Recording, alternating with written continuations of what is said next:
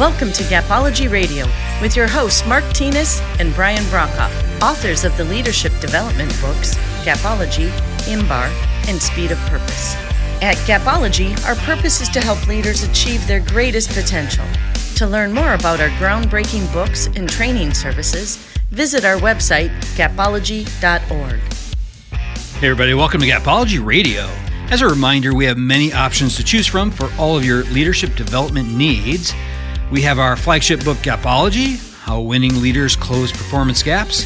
We have IMBAR, The Pathway of Transformation, which is a process for identity and mindset mapping to create the results that you desire. And we have Speed of Purpose, which is designed to help you clearly define your purpose. We also have a motivational book, Gapology Inspirations. We have a workbook. There's a lot of things that we have. They can all be found on our website or on Amazon.com. And tonight we continue our series on emerging leaders with tips to create accountability, something that many new leaders struggle with. So let's go ahead and get things rolling with Mark Tinas. Hey Mark, how you doing?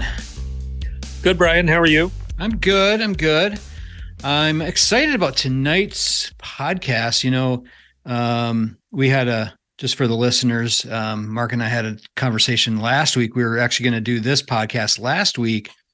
Tonight we're going to talk about accountability and Mark, one of the things that you mentioned that I think is really great is that expectations really comes before accountability, and even in our in the Gapology model it comes before it certainly.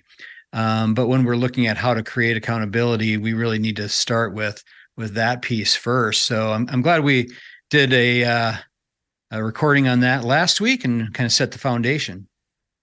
Yeah, I love that podcast last week. So hope everybody listens to that. It was really good, and it sets up this one. Yeah. Okay, so you want to kind of kick it off? Yeah, so accountability really does start with clear expectations. And as a leader, you own that. As an emerging leader, as a new leader, this is a big deal. This defines who you are. You can really launch your new career, your leadership career, by always having clear expectations. And a couple things that we look at there: keep them narrow. 3 to 5 expectations is the ideal number. Make sure that they're measurable. These are not subjective things. They are measurable. And that really is key. And then they've got to be known by everyone. They've got to be known by everyone. And again, you own that. So we love the index card exercise. So we would walk into a group that worked for us and hand them an index card and have them write down the top 3 expectations that we expect of them.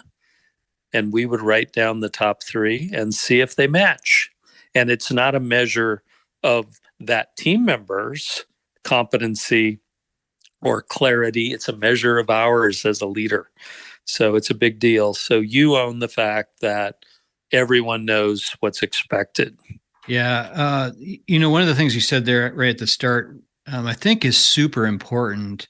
Emerging leaders, I don't think, have a strong identity. And maybe we do this same series for IMBAR, because IMBAR is all about identity and mindset.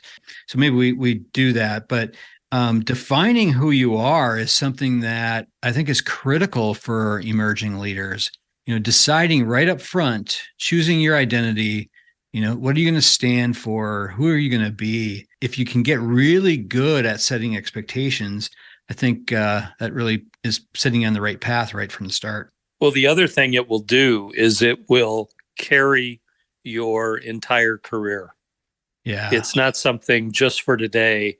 If you learn to get great at it and always be great at it, you'll be great in your career. It is a total game changer. Mm-hmm. And it is missing in many of our leaders today. And it has lost a lot of its emphasis in the remote work world. So in the Zoom world, there is less accountability. So to Brian's point, define yourself by this, and it will be of great significance to you.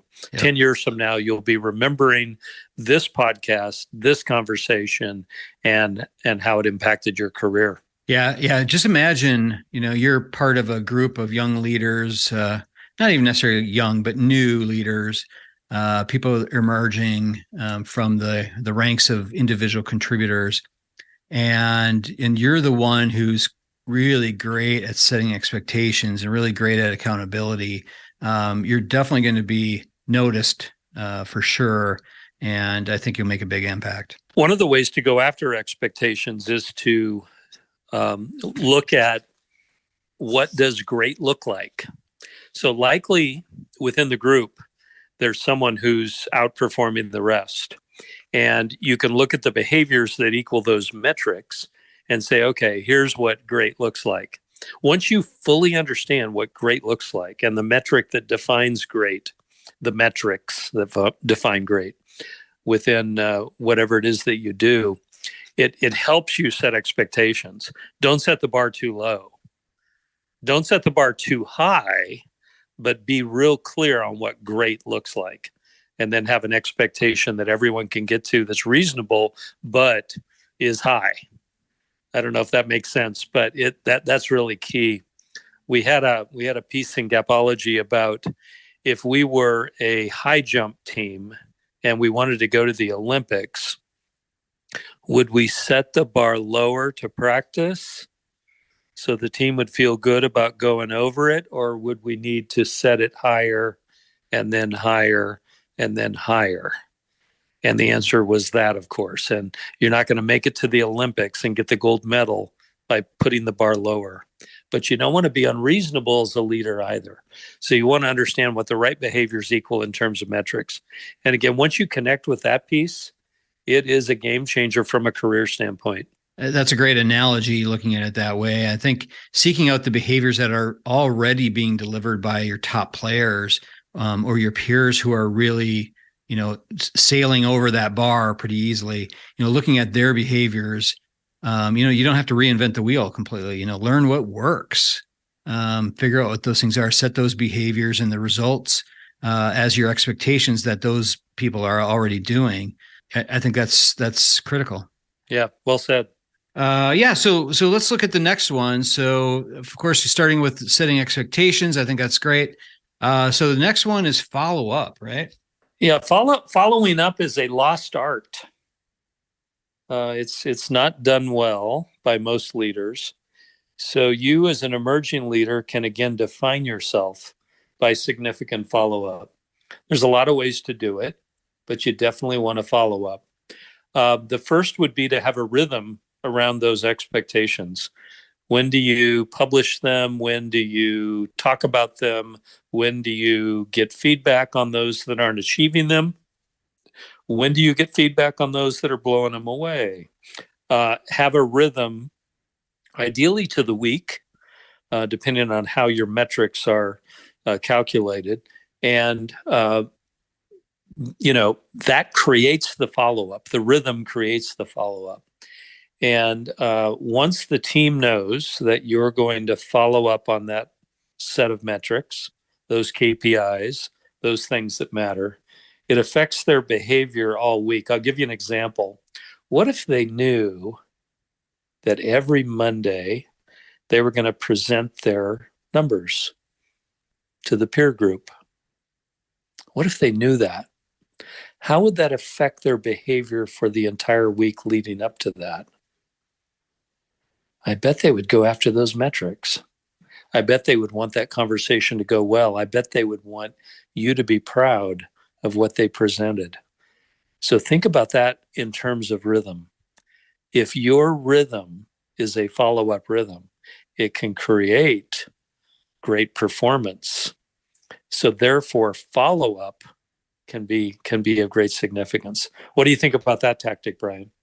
Yeah, I love how you're connecting rhythm to following up, because I guess I hadn't connected those two before, but you're absolutely right. So, we've talked quite a bit about leadership rhythm and how important that is just for the team's culture, right? So the team knows what to expect from you.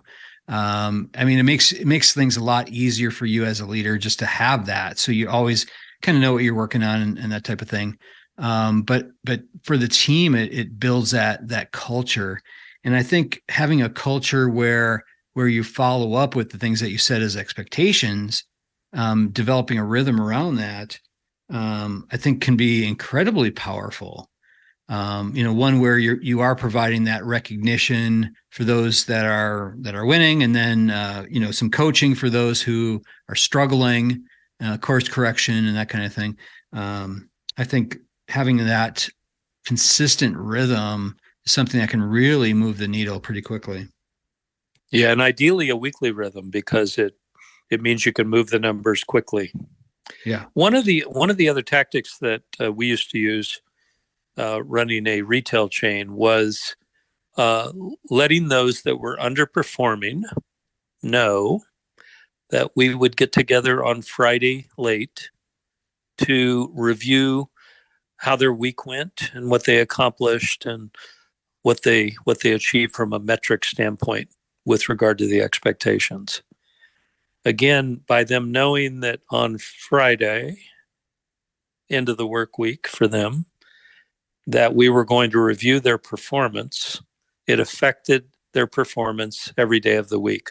Often someone who was underperforming would step up rather significantly.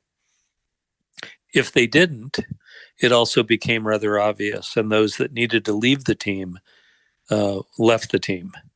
So by having a rhythm to follow up, you can become incredibly effective, very knowledgeable about who's performing and who's not. And it really is a game changer. Yeah. So thinking about, I think looking at it in multiple ways. So that Monday presentation by the top performers, having a rhythm built around that, creating follow-up there, does reinforce the positive behaviors and helps to share successes and some tactics that those winning people are exhibiting. And then the flip side to that, having those dedicated times for the underperformers shows those people certainly that they're important, that you're trying to help them grow and improve and that kind of thing, and creating that sense of ownership and accountability. I think that's critical, but it also demonstrates to the rest of the team that you take it seriously, that you want everyone to perform. So I think there's a couple benefits there. Yeah, the other that's great. The other aspects of follow-up that are missing and might be able to be included in your leadership rhythm would be to observe the team's behavior.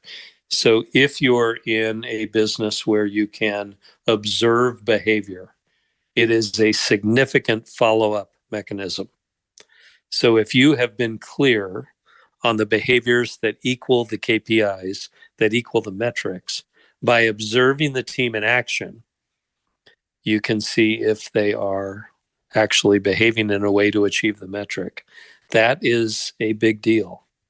The other thing that you can do there is ask the team, okay, what do we expect of you? What are the behaviors that equal the metrics? See what they know. But observing them, there's really no substitute for that. And again, that's missing in the Zoom world. So you have to figure out how to recreate it.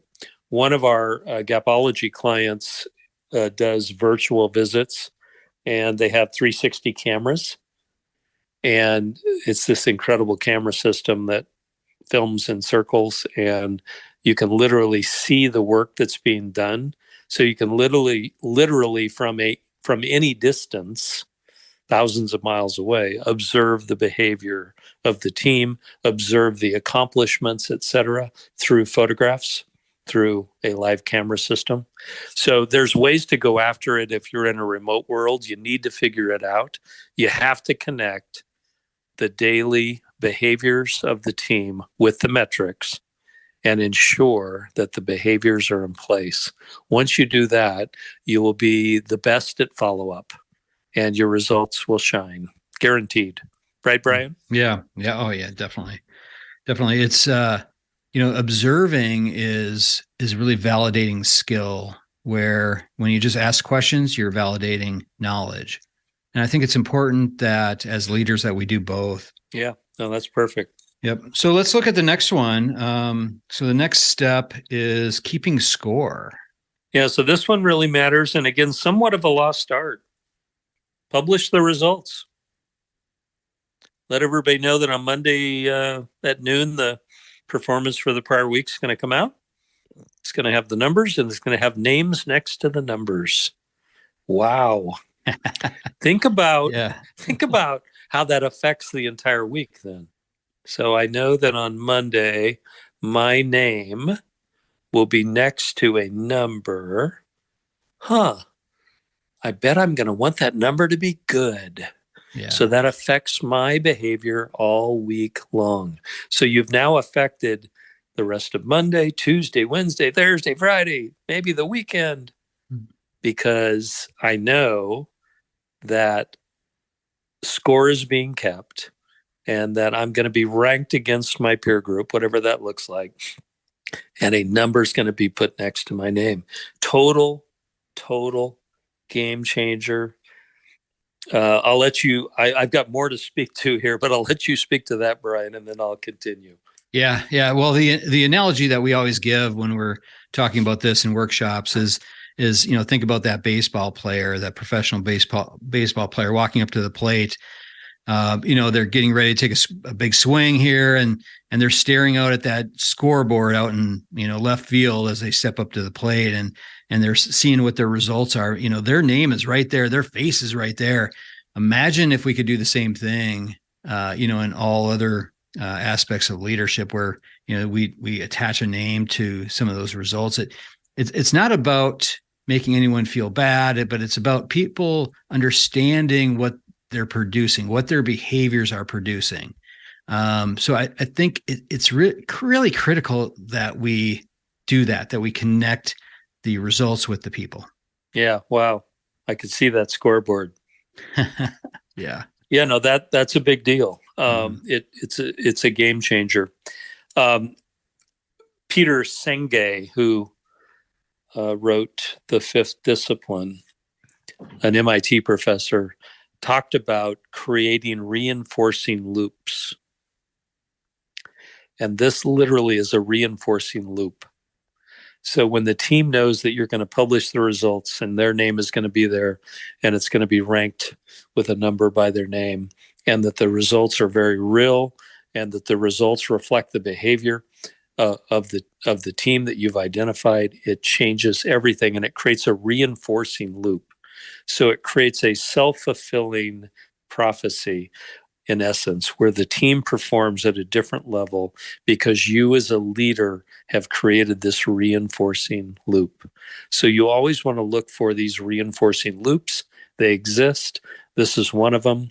If you can make your expectations weekly, that creates great power, maybe more power and immediacy than if they're monthly. If they're quarterly, you've got a bigger challenge on your hands. And if you are strictly annual, you've got to figure out a different way to go after it to achieve that year-end number. So learn to create these reinforcing loops. They're done with the rhythm, and it's a game changer in terms of results. You can totally dominate in results once you learn this piece. Yeah. Well, let's move on to our final piece. I'll let you open it up. Yeah. So the last one is transferring ownership. Yeah. So this is huge. So as a leader who achieves great results, you have to be able to transfer ownership to the team that's delivering the results. Ownership for the results. They've got to own it. It's got to be theirs. So when that starts with that clarity, they know what's expected. They know the behaviors that equal those expectations. They know you're going to follow up. They know you're keeping score, but they own the number. It's got to be theirs. It's got to be achievable. One of the key tactics we've seen there is to have the people that are achieving the expectation talk about how they're doing it. Share that with everyone. So the behaviors, the tactic, etc., that equal the number need to be shared with the entire group. That again puts it in their court. You're handing them the ball. It's theirs. They own it. And create accountability. If someone is not performing It is a significant motivator for the team if they go away. They have to know that performance matters, and that sends a very clear message. So not everyone's going to make the team. That's just a reality. So make sure you as a leader create accountability and hold the team accountable. Not only does that mean standing ovations for those that are performing, but it does mean that those that are underperforming with significant, help being given to them and they still can't make the number, that they do leave the team. That is a motivating factor. When you interview top performers, you'll find that one of the things that they say that they want from their leader is the leadership to manage out people that aren't on board, people that aren't, performing at the top level. They like to surround themselves with people that perform. So don't be scared to do it. One of the tactics that Brian and I developed with some of the work from others was the commitment ladder, and it's in Gapology. And if you're ever in doubt about a given expectation or metric, go to the commitment ladder and put your team, each of the people that are on your team, place them on the commitment ladder where they're at, and you'll see what you need to do. It's a great tool to help you create accountability and transfer ownership to the team. Sorry, Brian, I went long, but what do you think? Oh no, that's great. A couple of things. So there's two thoughts that occurred to me there. One is I think there is a real risk with emerging leaders not letting things go. What I mean there is, when someone is promoted from the ranks of an individual contributor into a leadership role, these types of emerging leaders, oftentimes we see this so much that they still try to hold on to their previous role. They still take on all those same tasks versus stepping back, providing direction and support and those kinds of things to the team to help them now perform at their highest level. So really letting go, I think that's an important thing for these emerging leaders to be able to do. And transferring ownership is really what that's all about. The other thing that occurred to me, and I think this connects back to your previous analogy of the pole vaulter. So, we're not going to be able to raise the bar if we have people on our team that keep lowering it. We try to raise it, people lower it. And so those are the people, when we're looking at the results, when we are looking at people possibly very low on the commitment ladder, when we're looking at people not meeting the expectations and they're lowering the overall bar of our team, that's when we need to really take action with them. Yeah, and you know where the bar should be because you already have people on the team that are performing. And what's their number? What's it look like? So you already know that. So you want to connect with them. One of the things we did in Gapology is we went out and spent time with the top performers. So we understood what top performance looked like, and then we understood what the numbers look like from that top performance. So the behavior and the result. Once you know that, you know where the bar should be set. Don't lower the bar. The behaviors are likely not in place on the underperformers. Help them get the behaviors in place. Total game changer. Yep. Yeah. Those A-team events that we did, oh man, those were so powerful to be able to see that when you have some of your best performers all working together. Just you can just feel it humming, and you can really see what those behaviors are that need to be put in place. Yeah, and most of those A-team events were most helpful to us as the leaders of the group. Because we then understood the potential. Yep. We then understood how to help the underperformers get to top performance. And many times we have seen the underperformers become the top performers once we as leaders stepped in and gave them what they needed. So great performance is right there for you if you implement the things we just talked about. Yep. I think this is good, Mark. I think looking at accountability through the Gapology lens, it's different than what a lot of people think. A lot of people think accountability is just simply writing people up and that kind of thing. And I think emerging leaders, it's a bit tricky for them oftentimes they come on too strong and they really risk alienating the team or, breaking any sort of positive culture. Or they come on too weak and they risk developing, problems with respect and confidence and that kind of thing. So I think these are some great tips that can really help these leaders. Yeah, and it's totally career impacting. Absolutely. Totally career impacting. It'll be with you decades from now. Yep. All right, great. Well, this is great, Mark. Thanks, Brian. Yep. Appreciate Thanks a your lot. time. Yep. We'll talk to you later. Have a good one. You too. Yep. Bye. All right, that'll do it from here. For more information, head on over to our website, gapology.org. Everyone have a fantastic week. We'll talk to you soon. This has been a Gapology Institute production. Visit us at gapology.org.